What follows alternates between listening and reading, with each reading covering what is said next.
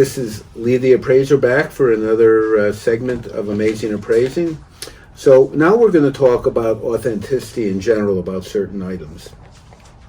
So a lot of people out there know that if you are to buy a diamond, it will come with a certificate of authenticity that the diamond is genuine, the ring is genuine, the stone, it'll typically have the carat weight, the color, the clarity, the size, all these beautiful things. And based on those criteria, one can determine the value of the item. So what we're going to be discussing a little here is the fact that just as important it is to have a good certificate of the items that you have, it's just as important, maybe more important, to know who is issuing the certificate.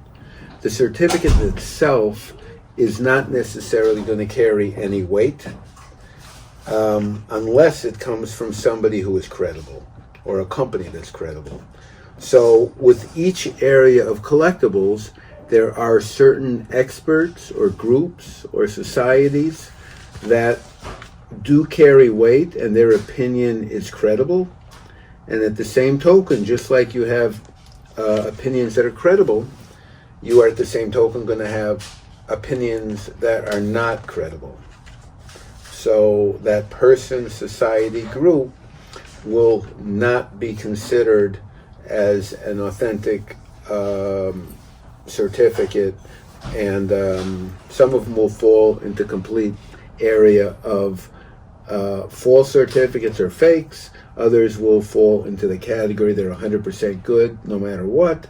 And then there's other categories in the middle somewhere that they might be a small company that, or an individual where sometimes his opinion is valid and sometimes it isn't.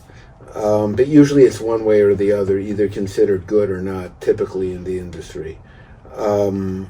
So when somebody says they have a certificate on something, the first thing that we want to acknowledge is who is the certificate from.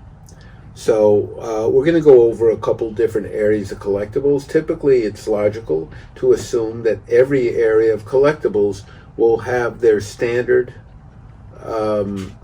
group of experts who the industry generally will rely on as being the ultimate authority as far as certifying them, and as well as, so there's two issues of the certificates and authentication.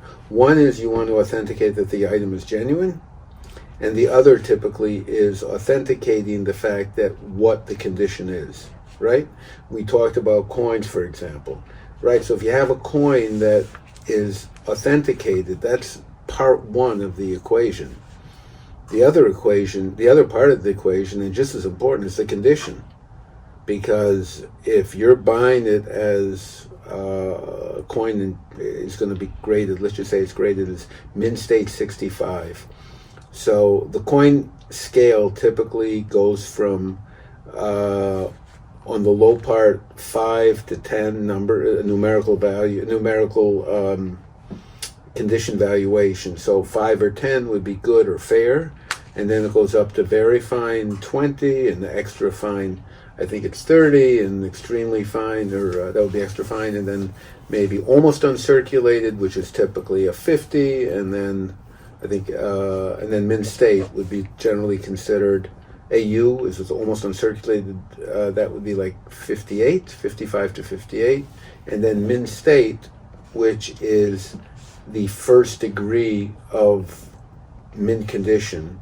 Mint comes from the word, that would start from number 60, mint state 60, and then it goes up to mint state 70.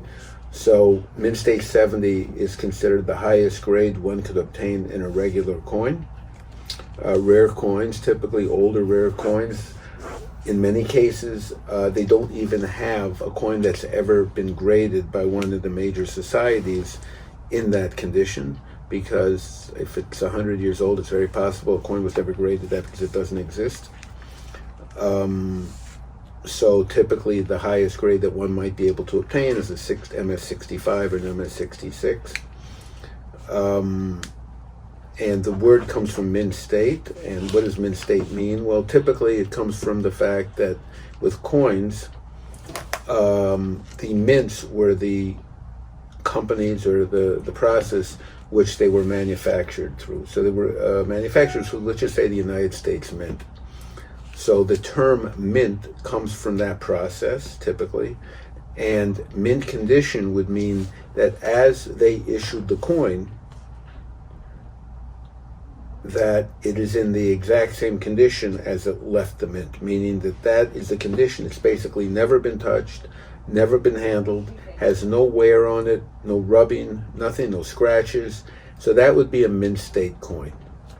So typically, if the coin has never been in circulation, it would be graded mint state. Now, the degree of mint state, meaning you could have a coin that could be a mint state 60 that's never been touched.